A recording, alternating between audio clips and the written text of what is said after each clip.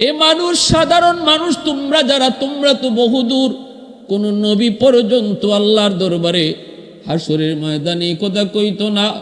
নূহ নবী কইতো না মালিক আমার আব্বা কই, আমার সন্তান কই, কথা আল্লাহরে কইতো না। নূহ নবীও কইব ইয়া নফসি ইয়া নফসি, আল্লাহ আমারে বাঁচাও আমারে বাঁচাও। ইব্রাহিম পয়গম্বর কইব আল্লাহ আমারে বাঁচাও। এইভাবে সকল নবী শুধু কইব আমারে বাঁচাও। শুধুমাত্র কেবলমাত্র আমার আপনার নবী, রহমতের নবী, দু জাহানের বাদশাহ সাইয়্যিদুল মুরসালিন নবী মুহাম্মদুর রাসূলুল্লাহ সাল্লাল্লাহু আলাইহি ওয়াসাল্লাম শুধু বলবেন ইয়া হাব ইয়া উম্মতি ইয়া উম্মতি ইয়া উম্মতি ইয়া উম্মতি। আল্লাহ আমার উম্মত কই, আল্লাহ আমার উম্মত কই, আমার উম্মতের কি হালত। শুধুমাত্র কেবলমাত্র আমার আপনার নবী বলবে। সুপারিশ করার অধিকার একমাত্র আল্লাহ তার হাবিবকে হাসরের মাঠে দিবে, আর কেউ সুপারিশ করার অধিকার পাবে না। এজন্য বলি যুবক সাবধান, বুদ্ধিমান কখনো অন্যের হক নষ্ট করে কবরে যায় না। বুদ্ধিমান অন্যের পাওনা লইয়া কবরে যায় না। বোকা যারা তারা অন্যের পাওনা লইয়া কবরে যায়। মোহর ধার্য করা ওয়াজিব, পুরুষের জন্য মোহর দেওয়া ওয়াজিব। এটা লিখিত রাখার শুধু কাম না। আমাদের সমাজের ট্র্যাডিশন হলো লেখো মোহর 10 লাখ, লেখো মোহর 20 লাখ, লেখো মোহর 25 লাখ। মনে মনে নিয়ত হলো এটা লেখলেই চলে, দিতে হয় না। সাবধান সাবধান, মনে রাখবা এই ধরনের নিয়ত কইরা যারা বিয়ে করতেছো, বিয়েটাই সহি হইতেছে না। আর যদি তুমি এই মোহর না দিয়া তুমি বিবির কাছ থেকে কৌশলে তুমি মাপ নাও, সেই মাপটাও মাপ হয় না রে যুবক। বাসর ঘরে কৌশলে মাপ নিল মাপ হয় না। কারণ একজন স্ত্রী, একজন নববধূ মা বাবা সব চাইরা আনুষ্ঠানিকভাবে শত শত হাজারো মানুষকে জানায় যখন বিয়ে হয়, এই মহিলাটা স্বামী যদি বাসর করে কৌশল করে মোহর মাপ দাও, নাইলে আমি বাসর করে ঢুকবো না, মহিলাটা পরে বিপদে। নববধূ তখন মোহরের চিন্তা করে না, নতুন স্বামীকে বরণ করার জন্য সে বলে ঠিক আছে আমি মোহর মাপ করে দিলাম। ভালো করে আদ্রাই কো, এটা বিপদে ফালাইয়া মাপ নেওয়া এটা মাপ হয় না। এটা তারে বিপদে ফালাইয়া মাপ নেওয়া মাপ হয় না। সাবধান, এই মাপ হাসরের মাঠে কোনো কাজেই আসবে না, কোনো কাজেই আসবে না। এজন্য মোহর যা পারো সামর্থ্যের ভিতরে যা আছে দেওয়ার মতো এক দূরই লেখো। সামর্থ্য আছে 2 লাখ দেওয়ার, 2 লাখই মোহর লেখো এবং এই সামর্থ্য অনুযায়ী টাকাটা দেওয়ার চেষ্টা করো। টাকাটা তুমি পরিশোধ করো। সামর্থ্য নাই তোমার 1 লাখ টাকাও দেওয়ার, কিন্তু মোহর লেখাইছো 10 লাখ। আসেনি না নাই? সমাজে চলছে এমন। সম্পূর্ণভাবে এটা নিষেধ, সম্পূর্ণভাবে এটা নাজায়েজ। খাতুনে জান্নাত ফাতেমা রাদিয়াল্লাহু তাআলা আনহা, আমার আপনার নবীর কলিজার টুকরা মেয়ে, যার ব্যাপারে নবীজি বলেছেন ফাতেমা তু বিদআতুম মিন্নি। আল্লাহর নবী মদিনার মসজিদে তিনি ফাতেমার বিয়ে এলান করলেন। ফাতেমাকে বিয়ে দেওয়ার কথা জানানো মাত্রই সাহাবায়ে কেরামের ভিতরে অনেকেই মনে মনে প্রস্তাব দেওয়ার চিন্তা করলেন। এমনকি তারা প্রস্তাব দিলেন।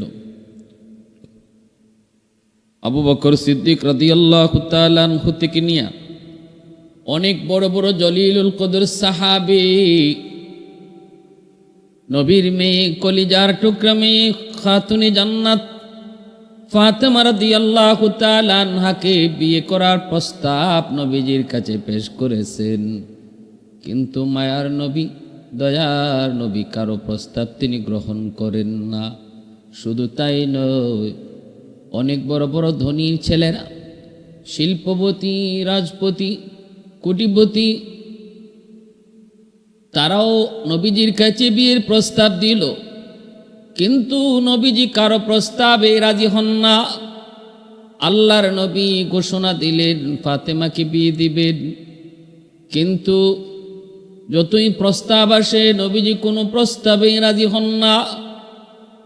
সাহাবায়ে কেরাম এবার মনে মনে ভাবতে লাগলেন, তাহলে নবী মনে মনে নবী কাউকে ঠিক করে রেখেছেন। আল্লাহর নবী মনে হয় মন থেকে কারো প্রস্তাব তিনি চাইতেছেন।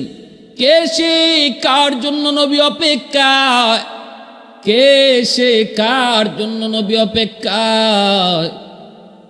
উসমান গনি আলী রাদিয়াল্লাহু তাআলা আনহুকে বলে, আলী তুমি একটু বিয়ের প্রস্তাব দাও। এরে আলী, আমার মন বলে তুমি যদি বিয়ের প্রস্তাব দাও তাহলে নবীজি গ্রহণ করবে। আলী রাদিয়াল্লাহু তাআলা আনহু বলতেছে, উসমান আপনি এটা কেমন কথা বললেন? আমি বিয়ের প্রস্তাব দিব, এত বড় দুঃসাহস আমার? কেমন করে এটা তুমি ভাবছো? আরে আমার ঘর কই, বাড়ি কই, খাই কই, ঘুমাই কই জানোনি? আমি তো আল্লাহর নবীর ঘরেই থাকি, নবীর ঘরেই খাই। নবীজি আমাকে ছোট থেকে পালতেছেন। আল্লাহর নবী রহমতের নবীর সম্পর্কে আলী হলেন চাচাতো ভাই। নবীজির আপন চাচা আবু তালিব, আবু তালিবের সন্তান হলেন আলী রাদিয়াল্লাহু তাআলা আনহু। আল্লাহর নবীকে ছোটবেলা লালন পালন করেছেন নবীর চাচা আবু তালিব। আর আবু তালিবের সন্তান হযরত আলী রাদিয়াল্লাহু তাআলা আনহু। ইনি ছোটবেলায় আবু তালিব মারা গেলেন। বাবা মারা যাওয়ার পর নবীজি আলীর দায়িত্ব নিজে নিলেন। চাচা নবীকে পালছেন, এবার আলীকে নবী পালতেছেন। ছোট্ট থেকে মায়া করে করে বড় করলেন। নবীর ঘরেই থাকেন, নবীর ঘরেই খান। হাত খরচের জন্য যদি কিছু টাকা পয়সার প্রয়োজন হয় তাও তিনি নবীর কাছ থেকেই চেয়ে নেন। আলী রাদিয়াল্লাহু তাআলা আনহু বলতেছে, উসমান এটা কেমনে সম্ভব? এটা কিভাবে সম্ভব? কোন সাহসে আমি বিয়ের প্রস্তাব দিব? আলী রাদিয়াল্লাহু তাআলা আনহুর এই কথা শোনা মাত্রই উসমান গনি রাদিয়াল্লাহু তাআলা আনহু বলে, এরে আলী, আমার মন বলে মায়ার নবী তোমার অপেক্ষা করতেছেন। আমার মন বলে তুমি যদি বিয়ের প্রস্তাব দাও আল্লাহর নবী তোমার বিয়ের প্রস্তাব গ্রহণ করবে। একটু সাহস করে যাও, যায় তুমি বিয়ের প্রস্তাবটা দাও। আলী বলে, ভাই মাপ চাই, অসম্ভব, মাপ চাই, আমার দ্বারা সম্ভব নয়। সাহাবায়ে কেরাম আলীকে যতই বুঝায় আলী রাজি হয় না, যতই তারা বুঝায় ততই তিনি রাজি হয় না। উসমান গনি কয়, আলী একটু সাহস করে যা না, কিছু হবে না, আমরা তোমার পিছনে আছি। যদি কিছু দেখি নবী রাগ করেছেন, আমরা তো তোমার পিছনেই আছি, তোমার পাশে যায় দাঁড়াবো, যে কোনো পন্থায় নবীকে বুঝাবো। যাও, ভয় পেও না, ভয় পেও না, আমরা তোমার সাহস দিচ্ছি, যাও। আলী রাদিয়াল্লাহু তাআলা আনহুকে সাহস দিয়া উসমান গনি রাদিয়াল্লাহু তাআলা আনহু সহ সাহাবায়ে কেরাম আল্লাহর নবীর কাছে পাঠালেন। আলী নবীর কাছে ফাতেমার জন্য বিয়ের প্রস্তাব দিবেন। গেলেন নবীর কাছে, যে দেখেন নবীজি কিছু সাহাবায়ে কেরামদেরকে নিয়ে বসা। আলী যাই সালাম দিলেন, আসসালাতু আসসালামু আলাইকা ইয়া হাবিবাল্লাহ। নবীজি সালামের জবাব দিয়ে বলতেছেন, কি ব্যাপার আলী? আলী কয়, নবী গো, একটা কথা বলতে চাই। আল্লাহ নবী কই, কি কথা একটু কও। যেই মাত্র নবী কইছেন কি কথা একটু কও, আলী দিছেন দৌড়। এক দৌড়ে মসজিদ থেকে বের হয়ে গেছেন, কথা আর বলতে পারেন নাই। আল্লাহর নবী অবাক তো হওয়ার কথাই নবীজি অবাক হলেন। আলী বলতে চাইল কি যেন, কিন্তু না বলেই চলে গেল। ঘটনা কি, কেনই বা এসেছিল, কি বা বলতে চেয়েছিল, কিন্তু না বলে চলে গেল কেন? নবীজির মনের ভিতরে অনেকগুলি প্রশ্ন বের হইয়া মাত্রই উসমান গনি কয়, আলী কইসনি, প্রস্তাব দিসনি? আলী কয়, প্রস্তাব দিমু, বলো কোন রকম বাচ্চা আইছি। এই কথা কও, প্রস্তাব তো দূরে। উসমান গনি কয়, রে আলী, এত বড় বীর পুরুষ তুমি, এখানে এত দুর্বল কেন? এ আলী, তুমি এত বড় বীর বাহাদুর, হায়দার তোমার উপাধি, যুদ্ধের ময়দানে বীর বাহাদুরি দেখাও, হিংসের সিংহের মতো বাঘের মতো গর্জন দাও, দুশ্মন তোমার নাম শুনলেই থরথর করে কাঁপে। আর এখানে তুমি একটা বিয়ার প্রস্তাব দিবা, ভয়ে পারো না, এটা কেমন কথা? আলী কয়, ভাই উসমান, মাপ চাই, আমারে যত যা কিছু বলো সব পারবো, কিন্তু এই কাজটা আমারে কইও না, কারণ আমার অত্যন্ত ভয়। কোন সাহসে আমি বিয়ে প্রস্তাব দিতে যাব? আমি আল্লাহর নবীর ঘরেই থাকি, নবীর ঘরেই খাই, সেখানে নবীর মেয়েকে বিয়ে করার প্রস্তাব আমি কোন সাহসে দেব? এটা আমার অত্যন্ত ভয়, এটা ছাড়া অন্য কথা কও, এই কথা কইও না। উসমান গনি কয়, আলী, আমার মন বলে যা, আগামীকাল আবার তারে বুঝায় শোনায় পাঠাইতেছেন। আলী আবারও কয়, তোমরা আমার পিছে থাকবানি, নবী যদি আমাকে ধমক দেন অথবা গুসা করেন, তোমরা আমার পিছনে থাকবাইনি। সাহাবায়ে কেরাম কয়, হ, টেনশন তুমি করবা না, কোনো ভয় নাই, কোনো টেনশন নাই, আমরা তোমার পিছনে আছি। দ্বিতীয় দিন আল্লাহর নবীকে পাঠাইলেন, আল্লাহর নবীর কাছে আলীকে পাঠাইলেন। এই দিনও আলী যায় নবীকে সালাম দেয়, নবীজিকে সালাম দেয়া কয়, নবী গো একটা কথা।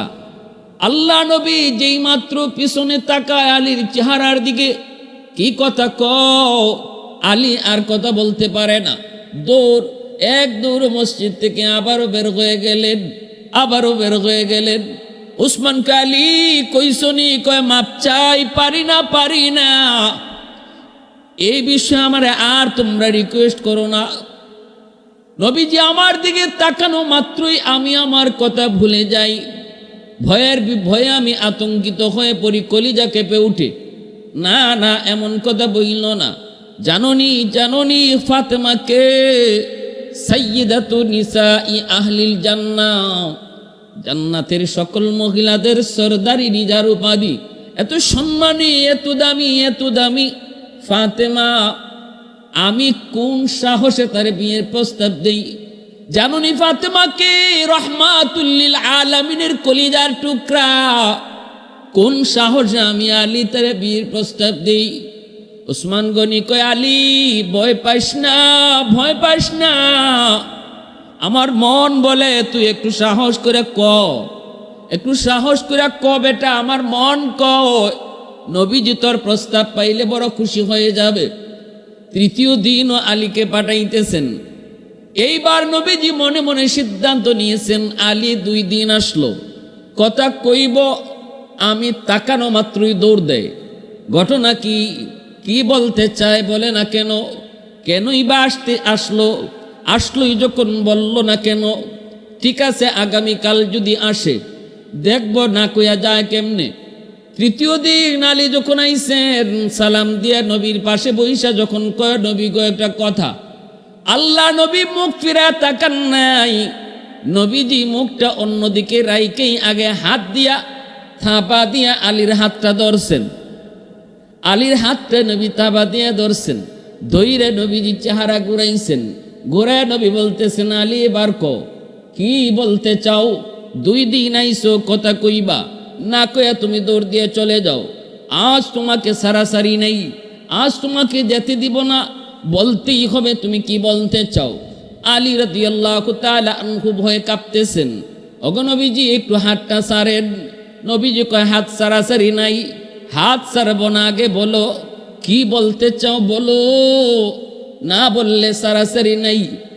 আল্লাহ নবী যখন শক্ত করে হাতটা ধরলেন, আলী বুঝে গেলেন এবার আর সারাসারি নাই, এবার আর ছুটাছুটি নাই, এবার আর দৌড় দেওয়ার কোনো সুযোগ নাই, কথা বলতেই হবে। আলী বলতেছেন নবী গো বলবো বলবো, কিন্তু কি বলবো ভুলে গেছি। নবী কই আলী ডানে বামে কথা ঘুরায় না, ভুলে থাকলে তুমি ইয়াদ করো, কথা কিন্তু আজকে বলতেই হবে। কোন কথা নিয়ে তুমি 3 দিন আমার কাছে আসতেছো? নবী যখন শক্ত করে ধরলেন আর বলতেছেন কোনো সারাসারি নাই, আলী বুঝে গেলেন না বইলা কোনো উপায় নেই। আলী সাহস করে কয় নবী গো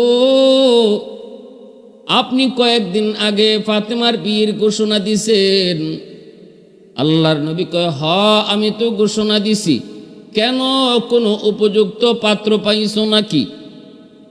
আলী মাথাটা নিচের দিকে দিয়া লজ্জায় তিনি কইতেছেন নবী গো কেমনে কই, আমি নিজেই প্রস্তাব দিতেছি, আমি নিজে একজন প্রার্থী, কিন্তু কোন সাহসে কই সাহস হয় না, ভয় পাই। আল্লাহর নবীকে যেই মাত্র মনের কথাটা শোনায় দিছেন, দিনের নবী মায়ার নবী টান দিয়ে বুকে জড়ায় নিছেন।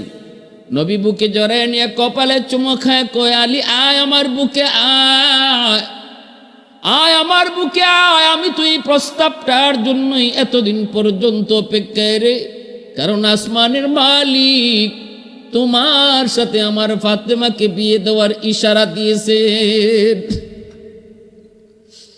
উলফত মে তেরি ওয়াইসি নে দান কতুরা, উলফত মে তেরি ওয়াইসি নে দান কতুরা, বু বকর উমর নকশে কদম তেরা ন ছুরা, বু বকর উমর নকশে কদম তেরা ন ছুরা, আয়ুশাক নবী वाके असरारे मदीना, सुल्तान का सुल्तान है सुल्तान मदीना, सरकार का सरकार है सरकार मदीना, गुलजार का गुलजार है गुलजार मदीना।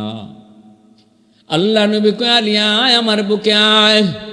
नबीजी बुके नीलेन कपाले चुमु खाय कौन আল্লাহ পাকের ইশারা, আল্লাহ পাক তোমার সাথে ফাতেমাকে বিয়ে দেওয়ার ইশারা দিয়েছে।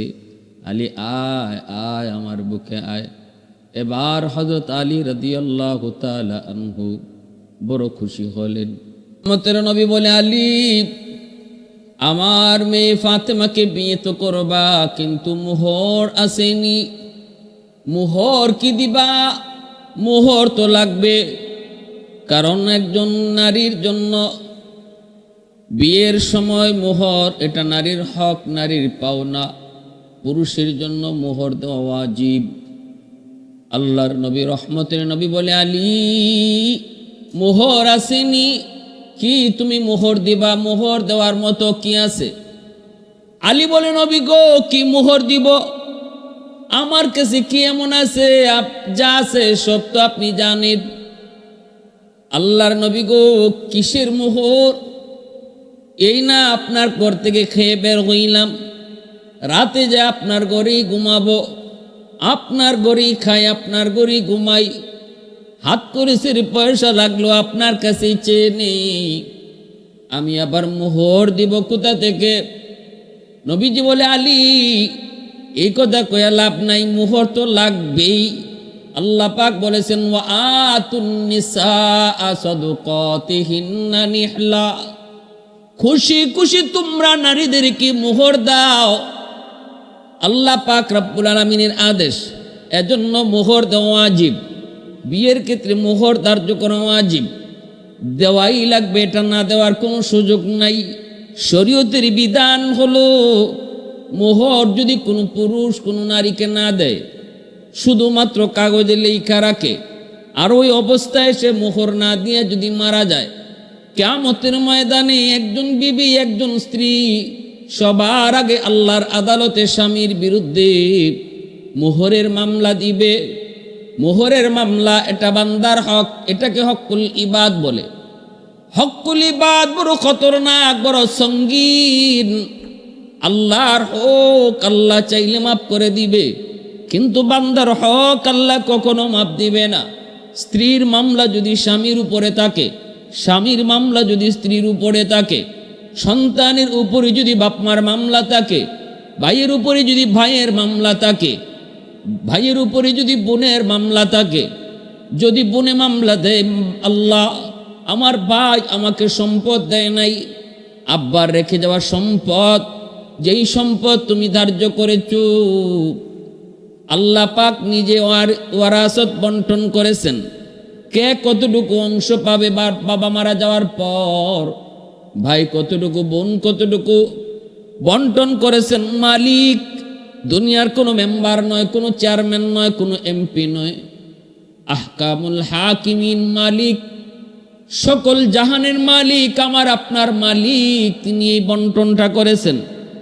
অতএব যদি এই বন্টন কেউ কাউকে না দেয়, ভাই যদি ভাইকে কম দেয়, ভাই যদি বোনকে না দেয়, আল্লাহ কর্তৃক যেই পাওনা, সেই পাওনা যদি কেউ কাউকে না দেয় রে যুবক, এটা হকুল ইবাদের ভিতরে গণ্য, বান্দার হক নষ্ট করার মধ্যে শামিল। কিয়ামতের ময়দানে আল্লাহ পাক রব্বুল আলামিন সাফ সাফ জানিয়ে দিবে, বান্দা এক ওয়াক্ত নামাজ তোর কাজা হয়েছে, আমি আল্লাহ তোরে মাফ করে দিলাম। একটা রোজা তোর কাজা হয়েছে, যা আমি আল্লাহ তোরে মাফ করে দিলাম। কিন্তু তুই যে তোর ভাইয়ের হক মারছো, তুই যে তোর বোনের হক নষ্ট করেছ, তুই যে তোর স্ত্রীর মোহর দেও নাই, এই বিষয়টা কিন্তু আমি আল্লাহ কিছু জানি না। আজ তারা আমার আদালতে মামলা করেছে, এই মামলার রায় তুমি আগে পাও, তারপরে তুমি তোমার নামাজ, রোজা, হজ, যাকাত লইয়া জান্নাতে যাও। নতুবা তোমার জীবনের নামাজ, তোমার জীবনের রোজা, তোমার জীবনের হজ, তোমার জীবনের যাবতীয় আমল এক জায়গায় আটক থাকবে। মানুষের যা হক নষ্ট করেছ, সবগুলি হক, এই হকের বদলা তোমার নেকি তাদেরকে দেওয়ার পর যা থাকবে, তখন তোমার আমল হিসাব করা হবে। কিয়ামতের ময়দানে রাসূল বলেন, জানুনি দুনিয়াতে যেই মানুষটা নিঃস্ব অসহায়, সে গরিব নয়, সবচেয়ে বড় গরিব হলো যে মানুষটা পাহাড় পরিমাণ নেকি লইয়া জান্নাত আল্লাহর দরবারে উঠছে, কিন্তু এই নেকি তার কোনো কামে আসে নাই। মানুষের হক যা নষ্ট করেছিল, এই হকগুলা দিতে দিতে তার সব নেকি শেষ হয়ে যাবে। পাহাড় পরিমাণ নেকি ছিল, কিন্তু কোনো নেকি নাই। স্ত্রীর মামলা, এই মামলা ডিসমিস করতে স্ত্রীকে তার হজের সওয়াব দিয়ে দিবে। বোনের মামলা, বোনের হক দেয় নাই, এই মামলা ডিসমিস করতে তার জীবনের অনেকগুলি নামাজের সওয়াব বোনকে দিয়ে দিবে। এইভাবে ভাইয়ের হক নষ্ট করেছে, প্রতিবেশীর সীমানা ঠেলছে, প্রতিবেশীর জমি দখল করেছে, এই মানুষগুলোর যতগুলি হক, ওই হকের মামলা আল্লাহর আদালতে দাঁড়াবে রে যুবক। ওই মামলা পরিশোধ করতে যায় তার হাত নিঃস্ব হয়ে যাবে, সে অসহায়। রাসূল কয়, সেই হলো সবচেয়ে বড় মুফলিস, সেই হলো সবচেয়ে বড় মুফলিস। লা দিরহাম লাহু ওয়ালা দিনারা, যার দিরহাম নাই, দিনার নাই, সে বড় মুফলিস না, সে নিঃস্ব না, সে মিসকিন না, সে অভাবী না। সবচেয়ে বড় অভাবী হলো ওই মানুষটা যার নেকি আছিল অনেক, কিন্তু নেকি কিছুই তার হাতে থাকে নাই, সব মানুষকে দিয়ে দিতে হয়েছে। এজন্য বলি সাবধান, মোহর এটা কাগজে লেখার বিষয় না, মোহর দেওয়া ওয়াজিব, নগদ পরিশোধ করে দিতে হয়।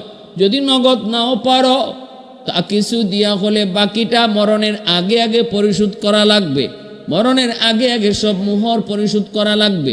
মৌতের আগে আগে যদি তোমার মোহর পরিশোধ করা না হয়, কিছু থাকে, তাহলে মনে রাখো যে এইটুকু থাকছে, এই মামলা হাসরের মাঠে তোমার স্ত্রী আল্লাহর আদালতে দিবে। এত মায়া, এত মহব্বত, যে স্ত্রীর জন্য যেই ভালোবাসা, এই ভালোবাসা কিছুই হাসরের মাঠে থাকবে না রে যুবক। যেই স্ত্রীকে তুমি দিল থেকে বেশি ভালোবাসো, চাওয়া মাত্রই তার চাওয়া, সমস্ত চাওয়া পূরণ করো, চাওয়া মাত্রই তুমি তার সামনে হাজির করো। স্বর্ণ চাই স্বর্ণ, শাড়ি চাই শাড়ি, ত্রিপিস চাই ত্রিপিস, যত যা কিছু চায় সব দিয়েছ, কিন্তু এরপরও কিয়ামতের মাঠে বিন্দু পরিমাণ তোমার প্রতি দরদ দেখাবে না যদি মোহরের টাকা বাকি থাকে। আর যদি স্ত্রীর উপরে তুমি কষ্টদায়ক কোনো আচরণ করো, স্ত্রীকে যদি মারধর করো, স্ত্রীর সাথে যদি খারাপ আচরণ করো, বিবির সাথে যদি তুমি খেয়ানত করো, যদি তার এই মানসিক টর্চারিং করো, এটাও তার হক নষ্ট করা, কারণ এই মানুষটা দুর্বল, সে মাজলুম, সে মাজলুম। আল্লাহ রসুল কয় ইত্তাকি দাওয়াতাল মাজলুম ফাইন্নাহু লাইসা বাইনাহা ওয়া বাইনাল্লাহি হিজাব। মনে রাখো, দুর্বলের উপরে কেউ জুলুম কইরো না। রসুলে কয় দুর্বলের আহাজারি আল্লাহর দরবারে পৌঁছতে বাধা থাকে না। ঘরের ভিতরে আমার স্ত্রী আমার কাছে সবচেয়ে বেশি দুর্বল, কারণ এই ঘরে তার সাথে তার মা আসে নাই, বিয়ের সময় বোন সাথে আসে নাই, বিয়ের সময় আদরের ভাই আসে নাই। যেই মানুষগুলার ভালোবাসা পেয়ে বাবার বাড়িতে ছোট্ট থেকে বড় হয়েছে, সেই মানুষগুলার মহব্বতকে চিরদিনের জন্য কোরবানি দিয়া একজন নববধূ শুধুমাত্র স্বামীর হাত ধুইয়া স্বামীর ঘরে চলে এসেছে। এই বাড়ির মানুষগুলি কেমন কিছুই জানে না, শুধুমাত্র স্বামীর ভালোবাসা পাওয়ার আশায়। আজ যদি তুমি স্বামী তারে ভালোবাসা না দাও, যদি তারে টর্চারিং করো, তারে মানসিকভাবে প্রেসার দাও, শারীরিক নির্যাতন করো, রেডি থাইকো, চোখের পানির ফোঁটা কিন্তু জমিনে নেয় না রে যুবক। একজন দুর্বল নারীর চোখের পানির ফোঁটা দুনিয়ার মাটি গ্রহণ করে না, আল্লাহর আদালতের ফাইলে গিয়ে জমা হয়। মামলা বড় জটিল থেকে জটিল হয়, হকুল ইবাদের মামলায় সামিল হয়। অতএব মাপ পাওয়ার সুযোগ নাই। সাবধান, সাবধান, কেউ কারো হক নষ্ট করবা না। বুদ্ধিমান মরণের আগে আগে মানুষের হক পরিশোধ করে যায়। কথার দ্বারা যদি কাউকে কষ্ট দেয়, মরণের আগে আগে মাপ চেয়ে নেয়। টাকা পয়সার লেনদেন, জমি জমার লেনদেনে যদি খেয়ানত করে, বুদ্ধিমান মরণের আগে আগে সেটা পরিশোধ করে ফিরাইয়া দেয়। আর অবুধ আর নির্বুধ মানুষের মামলা কাঁধে লইয়া কবরে ঢুকে, অথচ এই রেখে যাওয়ার সম্পদ সে বুক করে না, বুক করে তার সন্তান, তার ওয়ারিস। এই সন্তানেরা বাবার কবরের হালত জানে না, সন্তানেরা কবরের হালত বাবার জানে না। জানতো যদি বাবা যে অন্যায়ভাবে মানুষের হক নষ্ট করেছে, এই সম্পদ সন্তানেও রাখতো না, সন্তান এটা ফিরে দিত, কিন্তু বাবার হালত জানে না, জানে না। এজন্য বলি যুবক ও আল্লাহর গোলাম বাবাজিরা, একটু দিলটা নরম করে কথাগুলি বুঝার চেষ্টা করো, চেষ্টা করো। যেই সম্পদ তুমি অন্যের কাছ থেকে মাইরা দখল কইরা সন্তানরে দিয়ে যাইতেছো, এই সন্তান কিন্তু হাসরের মাঠে তুমি বাবার পরিচয় দিবে না।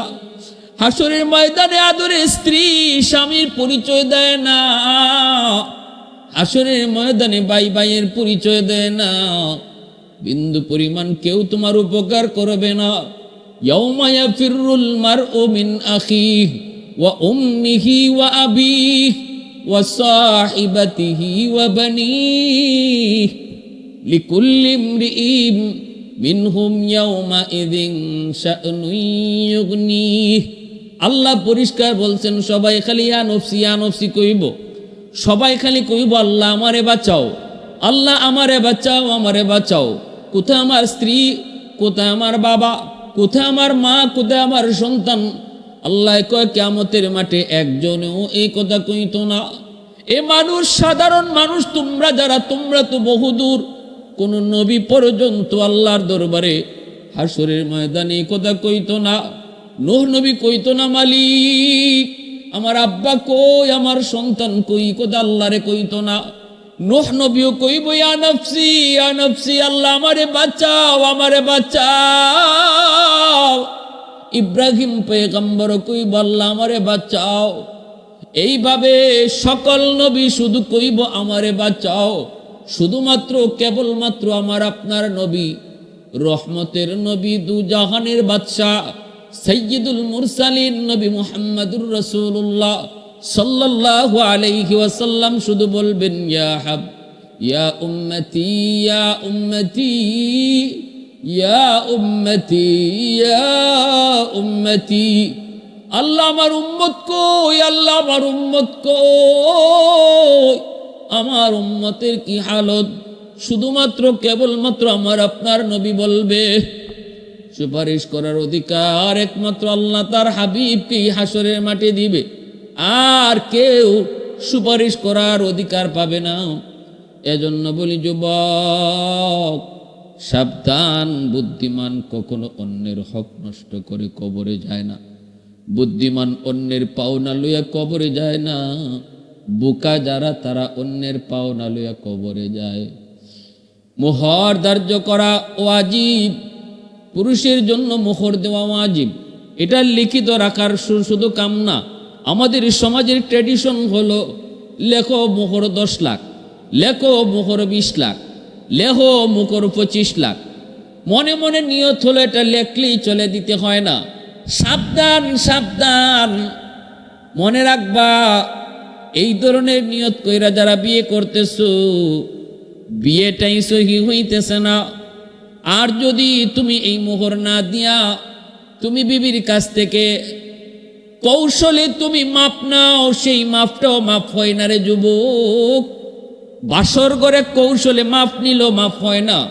কারণ একজন স্ত্রী, একজন নববধূ, মা বাবা সব চাইরা আনুষ্ঠানিকভাবে শত শত হাজারো মানুষকে জানায় যখন বিয়ে হয়, এই মহিলাটা স্বামী যদি বাসর করে কৌশল করে মোহর মাপ দাও, নাইলে আমি বাসর করে ঢুকবো না, মহিলাটা পরে বিপদে। নববধূ তখন মোহরের চিন্তা করে না, নতুন স্বামীকে বরণ করার জন্য সে বলে ঠিক আছে আমি মোহর মাপ করে দিলাম, ভালো করে আদ্রাই কো। এটা বিপদে ফালাইয়া মাপ নেওয়া, এটা মাপ হয় না। এটা তারে বিপদে ফালাইয়া মাপ নেওয়া মাপ হয় না। সাবধান, এই মাপ হাসরের মাঠে কোনো কাজেই আসবে না, কোনো কাজেই আসবে না। এজন্য মোহর যা পারো, সামর্থ্যের ভিতরে যা আছে দেওয়ার মতো এর দূরই লেখো। সামর্থ্য আছে 2 লাখ দেওয়ার, 2 লাখই মোহর লেখো, এবং এই সামর্থ্য অনুযায়ী টাকাটা দেওয়ার চেষ্টা করো। টাকাটা তুমি পরিশোধ করো। সামর্থ্য নাই তোমার 1 লাখ টাকাও দেওয়ার, কিন্তু মোহর লেখাইছো 10 লাখ, আসেনি না? নাই, সমাজে চলছে এমন। সম্পূর্ণভাবে এটা নিষেধ, সম্পূর্ণভাবে এটা না জায়েজ। এজন্য সামর্থ্য যা আছে এই পরিমাণ মোহর লেখো। পারলে নগদ দিয়ে দাও, না পারলে যদ্দূর পারো দাও, বাকিটা তুমি মাসের মাস তারে দিতে থাকো, দিতে থাকো, নিয়ত করো দেওয়ার, দিতে থাকো। এই অবস্থায় যদি মারা যাও, অন্তত আল্লাহর কাছে বলতে পারবা, মালিক আমি তো পরিশোধ করার নিয়তে মাসের মাস দিতেছিলাম, আল্লাহ আমার তৌফিক অনুযায়ী মাসের মাস তারে আমি পরিশোধ করার নিয়ত করেছি, দিয়েছিও, কিন্তু হায়াত নাই, আল্লাহ হায়াত পাইলে আমি পরিশোধ করতাম। এতটুকু বললেও আল্লাহর কাছে মাপ পাওয়ার একটা উসিলা বের করা যায়। কিন্তু না, ইল্লাই নেই নাই, লেখো 20 লাখ, লেখো 25 লাখ। কিরে বেটা, তোর তো সামর্থ্য নাই 2 লাখ দেওয়ার, 10 লাখ লেখাই লিখে। আর এটা দিতে হয় না, এটা লেখাইলেই চলে। নাউজুবিল্লাহ। মোহরে ফাতিমি আল্লাহ রাসূল সাল্লাল্লাহু আলাইহি ওয়াসাল্লাম খাতুনে জান্নাত ফাতেমা রাদিয়াল্লাহু তাআলা আনহার বিয়েতে হযরত আলী রাদিয়াল্লাহু তাআলা আনহু যে মোহর দিয়েছিলেন, এই মোহরটার নাম হলো ফাতিমি মোহর। এবং মোহর সর্বনিম্ন কত ধরতে হয় এই বিষয়টাতে আমি ইনশাল্লাহ আলোচনা করব। আসুন আমরা সামনের দিকে আগাই। এরপরে কি হয়েছে, আল্লাহর নবী বলতেছে, আলী ও আলী মোহর কি দিবা? আলী কই, নবী গো কিছুই তো নাই, দিমু কি?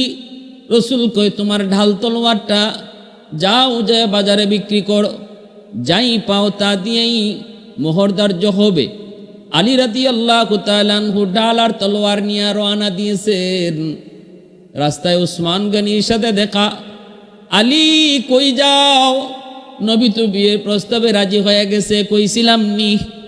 কপাল খুলে গেছে আলী, কপাল খুলে গেছে আলী। আমি মনে মনে তখনই ভাবছিলাম, নবী তোমার অপেক্ষায়, তুমি তো সাহস করো না, আমি তোমাকে সাহস জুগাইছি, এখন কই যাও? কয় বাজারে যাই। কেন? কয় বিয়াতে কর্ম, মোহর তো দেওয়া লাগবে, আমার তো কিছুই নাই, মোহর দিমু কেমনে? রসুল কয়, ডাল তলোয়ার বাজারে বিক্রি করো। এই যে রওনা দিয়েছি, ডাল তলোয়ার বিক্রি করে যা পাবো তাই আমি মোহর ধার্য করব। আলী রাদিয়াল্লাহু তাআলা আনহু তখন বলতেছে, রে আলী, উসমান গনি বলতেছে, আলী এই ঢাল আর তলোয়ার আমার কাছে বিক্রি করো। আলী বলে, কত টাকা আপনি দিবেন? উসমান গনি কয়, নেও তোমারে 500 দিরহাম দিলাম। আলী রাদিয়াল্লাহু তাআলা আনহু 500 দিরহাম হাতে নিলেন। উসমান গনি কয়, নেও এই টাকা দিয়ে মোহর পরিশোধ করো। কারণ হযরত আলী তিনি গরিব, কিন্তু উসমান তিনি হলেন মদিনার সবচেয়ে ধনী সাহাবীদের ভিতরে একজন, নামই হলো জ্ঞানী।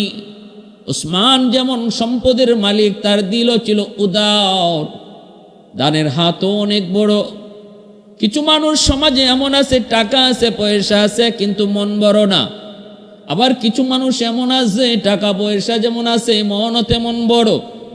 ভালো করে আদ্রাই করে যুবক, আল্লাহর নবী রহমতের নবী এক হাদিসে বলছেন, সম্পদের মালিক যে, কিন্তু সে যদি আল্লাহর রাস্তায় দান না কইরা এই টাকা সে খেলাধুলায় কাজে ব্যয় করে, আমোদ ফুর্তিতে ব্যয় করে, তাহলে মনে রাখো এর গুনাহ কিন্তু সে পাইতেছে। এই টাকা পয়সা ভালো কাজে ব্যয় করলো না, অন্যায় কাজে ব্যয় করলো। আরেকজন মানুষ গরিব, তার টাকা নাই, পয়সা নাই, নিয়ত করে কয়, আমার যদি টাকা থাকতো একটা সিনেমা হল দিতাম। যেই মানুষটা টাকা পয়সা থাকার কারণে সিনেমা হল বানাইলো, সিনেমা হল বানাইয়া সে যেই পরিমাণ গুনাহ কামাইলো, ওই গরিব মানুষটা টাকা নাই, পয়সা নাই, কিন্তু দিলে দিলে নিয়ত করে, সে আমার পয়সা হলে সিনেমা হল বানাইতাম। রসুল কয়, ওই ধনী লোকটা সিনেমা বানায়া, হল বানায়া যে গুনাহগার, গরিব লোকটা নিয়ত কইরাও সমান গুনাহগার। ঠিক তেমনি ভাবে একজন ধনী মানুষ আল্লাহর রাস্তায় দান করে, আর গরিব আফসোস করে, আল্লাহ আমার কাছেও যদি পয়সা থাকতো আমিও তোমার রাস্তায় এরকম দান করতাম। রসুল কয়, ধনী দান কইরা যেই পরিমাণ সওয়াব পাইল, গরিব নিয়ত কইরাও সমান সওয়াব পাওয়া গেল। সুবহানাল্লাহি ওয়া বিহামদিহি, সুবহানাল্লাহিল আযীম। সমাজের ভিতরে কিছু মানুষ এমন আছে, পয়সা আছে কিন্তু মন নাই, আল্লাহ রাস্তায় দান করে না, অন্যান্য কাজে, খারাপ কাজে, তার সব কাজে শরীক আছে। খেলাধুলার চাঁদা চাইলে চাঁদা দেয়, কিন্তু আজ মাহফিলের চাঁদা চাইলে দেয় না। হ্যাঁ, এখানে উদ্দেশ্য তার দুনিয়ার সুনাম কামানে, আখিরাতের চিন্তা নেই। আলী রাদিয়াল্লাহু তাআলা আনহু উসমান গনি রাদিয়াল্লাহু তাআলা আনহুর কাছ থেকে 500 দিরহাম নিয়ে রওনা দিলেন। হযরত উসমান তো তিনি আখিরাতের পাগল, তিনি তো টাকা পয়সা এমন জায়গাতেই ব্যয় করতেন যেখানে আখিরাতের পুঁজি হয়, সব টার্গেটে ছিল আখিরাতমুখী। আলী রাদিয়াল্লাহু তাআলা আনহু এই 500 দিরহাম আইনা তিনি মোহর হিসাবে রসুলের হাতে রাখলেন। ওই মোহরটাকে ফাতিমি মোহর বলা হয়। 500 দিরহামে 131 বড়ি রূপার সমান, 131 বড়ি রূপা 500 দিরহামে।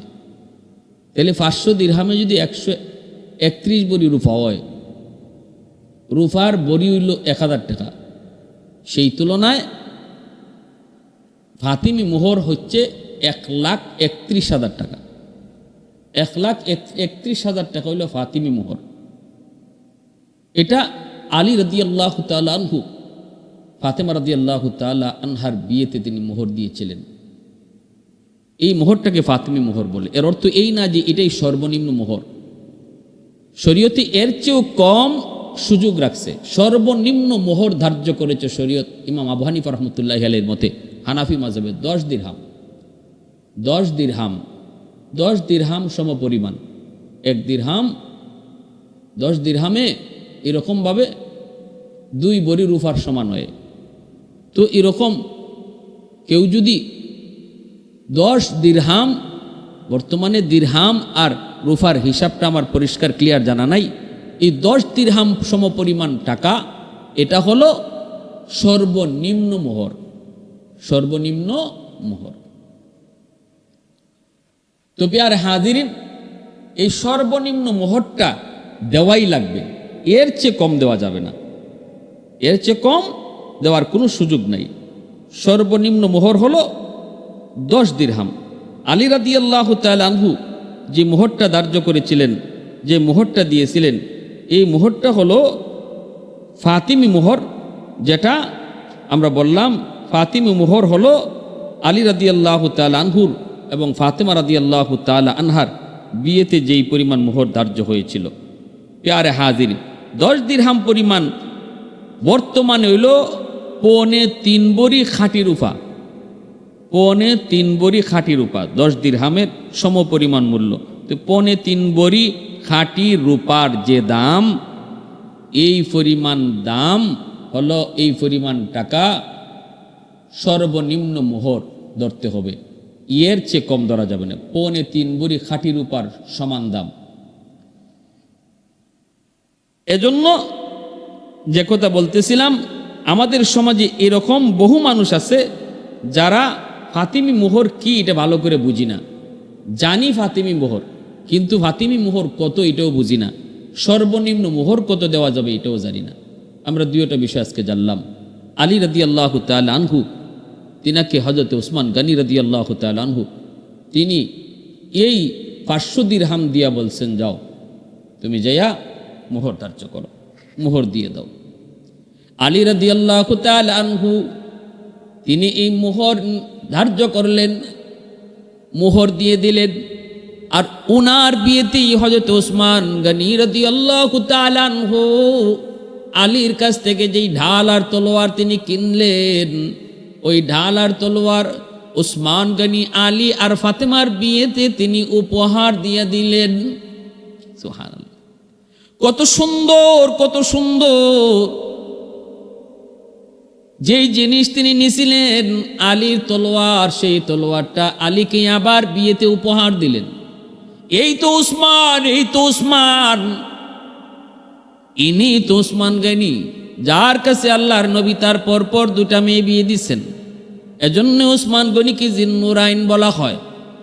একজন মেয়ে মারা যাওয়ার পর রসুল তার আরেক মেয়েকে উসমান গনির কাছে বিয়ে দিলেন।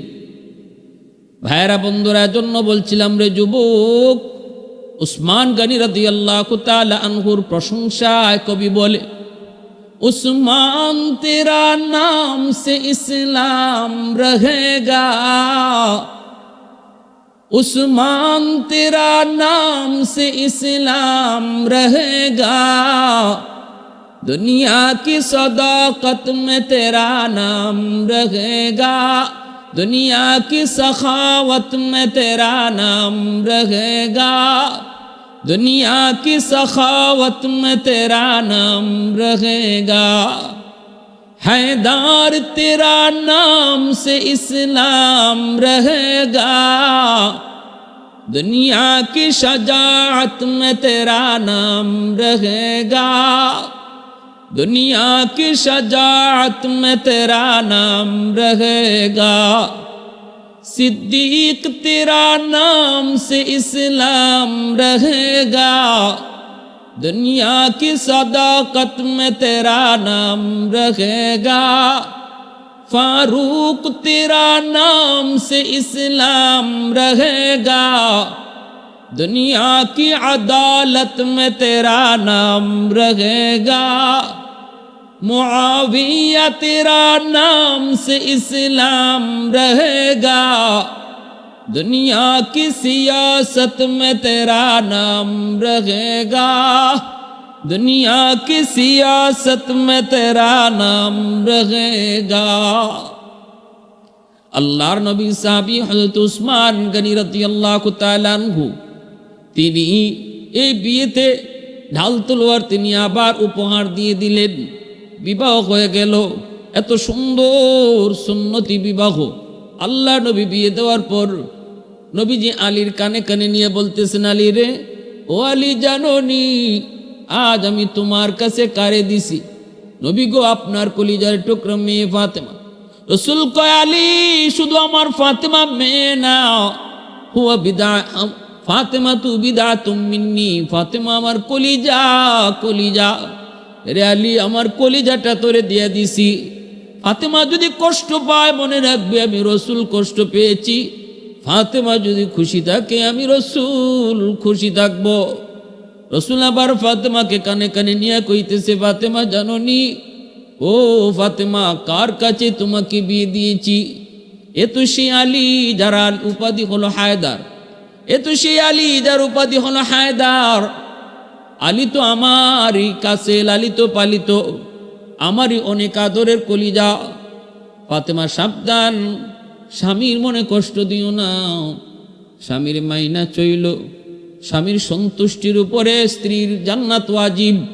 যেই মহিলার উপরে স্বামী সন্তুষ্ট, এই মহিলা রসুল কয় মরতে দেরি, জান্নাত পাইতে দেরি হয় না। আল্লাহ রসুল কয় সাবধান দুনিয়ার নারীরা, যদি আল্লাহ আমারে আদেশ দিত, যদি আল্লাহ আমারে এই সুযোগ দিত, তাহলে আমি বলতাম স্ত্রীরা তোমরা তোমাদের স্বামীর সেজদা করো। আল্লাহ ছাড়া যদি কাউকে সেজদা করার হুকুম আমি পাইতাম, তাহলে বলতাম প্রত্যেকটা স্ত্রী যেন তার স্বামীকে সেজদা করে। এতটা সম্মান নবীজি দিয়েছেন, দুজনকে দুই দিক দিয়ে বুঝায় আল্লাহ রসুল দিয়ে দিলেন। এত সুন্দর সংসার হলো, এত সুন্দর সংসার, এত শান্তির সংসার। খাতুনে জান্নাত কয় আমার স্বামীর ঘরে টাকা ছিল না, পয়সা ছিল না গো। আমার স্বামী আলীর ঘরে পয়সা ছিল না, টাকা ছিল না, ধন ছিল না, দৌলত ছিল না। আমি ঘরে কাম করে করে আমার হাতে দাগ ফেলাইয়া দিছি। কিন্তু দুনিয়ার মানুষ জানোনি আমার ঘরটা পুরা ভালোবাসায় ভরপুর ছিল গো। আমার স্বামীর বুক ভরা ভালোবাসা আমি পেয়েছি। একজন স্ত্রী তার স্বামীর ঘরে সবচেয়ে বড় আনন্দের বিষয় হলো, একজন স্ত্রীর জন্য সবচেয়ে সুখের সুখ হলো স্বামীর বুক ভরা ভালোবাসা। স্বামী যদি গরিব হয়, স্বামী যদি রিক্সা চালক হয়, কিন্তু স্ত্রীকে যদি বুক ভরে ভালোবাসে, এই স্ত্রী হলো দুনিয়াতে সবচেয়ে সুখী। আর যদি স্বামী কোটি কোটি টাকার মালিক হয়, কিন্তু স্ত্রীর প্রতি ভালোবাসা না থাকে, নেশা করে গাঞ্জা খায়, অন্য নারীদেরকে নিয়ে পড়ে থাকে, তাহলে এই মহিলার জন্য এই সংসারটাই হলো সবচেয়ে কষ্টের। এই ঘরটা হলো জাহান্নামের টুকরা। আর স্বামী স্ত্রীর ভিতরে ভালোবাসা যেই ঘরে আছে, এই ঘরটা হলো দুনিয়াতে জান্নাতের টুকরা।